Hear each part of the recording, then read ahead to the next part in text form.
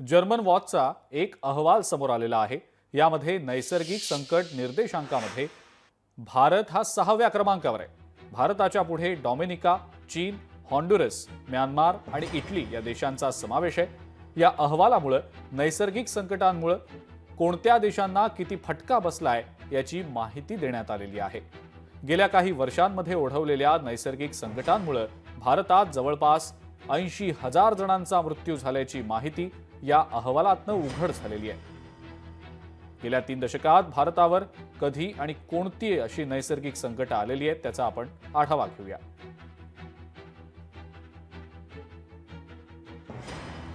एकोणीसशे 98 मध्ये गुजरातला चक्रीवादळ आलेलं होतं। त्याच वर्षात ओडिशामध्ये सुद्धा चक्रीवादळ आलं होतं। म्हणजे एक चक्रीवादळ पश्चिम किनारपट्टीवर, एक पूर्व किनारपट्टीवर होतं। तर 2013 मध्ये त्यानंतर उत्तराखंडमध्ये मोठी पूर परिस्थिती ओढावलेली होती, ढगफुटी झालेली होती आणि तुफान पाऊस देखील आलेला होता। पर्यायानं मोठा पूर आला होता। 2014 आणि 2020 मध्ये हुदहुद आणि अम्फान या चक्रीवादळांचा सामना भारताला करावा लागला होता। 1998, 2002, 2003 आणि 2015 या वर्षांमध्ये तापमान हे जवळजवळ 50 अंशांपर्यंत पोहोचलेलं होतं। उष्णतेच्या लाटेचा सामना संपूर्ण देशभरामध्ये नागरिकांना करावा लागला होता।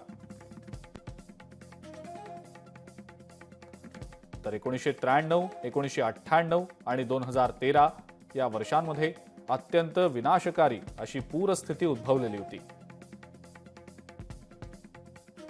2002, 2003 आणि 2015 मध्ये उष्णतेच्या तीव्र लाटांचा सामना देखील करावा लागला होता। जर्मन वॉचच्या मते भारतावर 400हून अधिक तीव्र नैसर्गिक संकट आलेली आहेत। नैसर्गिक संकटांमुळे तब्बल 180 अब्ज डॉलर्सचं नुकसान आतापर्यंत झालंय। विविध नैसर्गिक संकटांमध्ये जवळपास 80,000 लोकांचा मृत्यू झालाय।